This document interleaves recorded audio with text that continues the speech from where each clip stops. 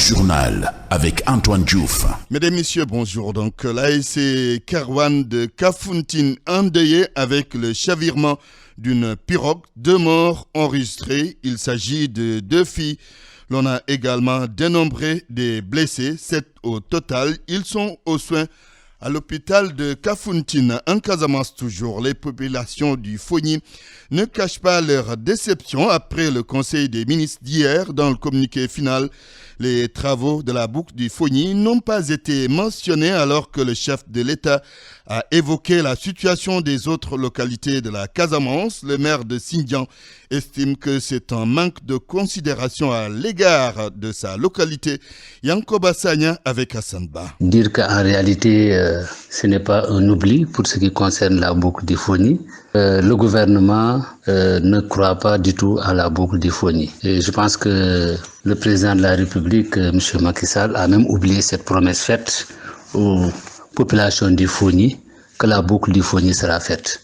Donc, ce communiqué de Conseil des ministres dénote encore de tout le mépris que le Fogny bénéficie de la part du gouvernement et de M. le Président de la République. Vraiment, toute la population du Fogny s'offusque et dans le désarroi par rapport au fait qu'elle manque de considération de la part des plus hautes autorités de l'État. Le Président a fait une promesse, mais malheureusement, au niveau des autorités chargées de mettre en œuvre les politiques du chef de l'État, aucun acte allant dans le sens de réaliser cette boucle-là n'est posé. Et mieux, on ne pense même pas à la zone du Fogny, qui est dans un état d'enclavement endémique, structurel, qu'on ne peut pas décrire. Toujours en Casamance, l'arrêt du bateau Aline Sitoé Diatta et ses conséquences pour les commerçants de Ziguinchor. Ils peinent à recevoir à temps leurs marchandises.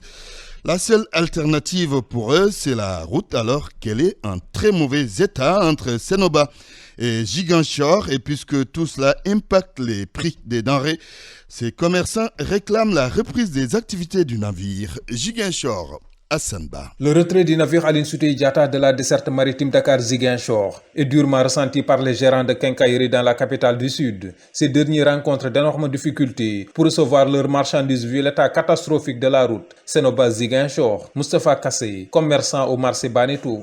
C'est le bateau qui est plus rapide que les camions. Non seulement il est plus rapide, mais il est plus sécurisé. Parce qu'avec les camions là, un camion normalement, s'il est en bon état, fait 3 jours. Mais s'il n'est pas en bon état, il peut faire 1 semaine. Vu qu'actuellement, la route Ziguinchor-Sénoba, ça ne va pas du tout. Cette situation chaotique de la route impacte forcément sur le prix des produits, soutient Omar Diallo, commerçant au rond-point Kandé. Le problème qu'on rencontre souvent, c'est l'état de la route entre Ziguinchor et entre Sénoba et Ziguinchor. Bon, l'état de la route est catastrophique. Bon, par rapport au prix, donc c'est le transport qui augmente des fois. C'est la raison pour laquelle on est obligé de revoir nos prix aussi. Malgré l'augmentation des prix, les gains restent toujours très faibles, déplore Mohamed Diédou, gérant de quincaillerie à Banetou. Nos revenus sont encore beaucoup plus basses parce que eux, leurs commerçants ont leur prix, leur propre prix.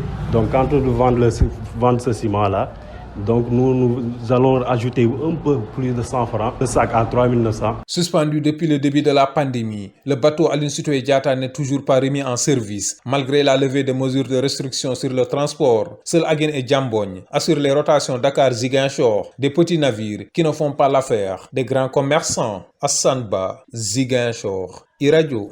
Il est midi 6 minutes à Ziguinchor.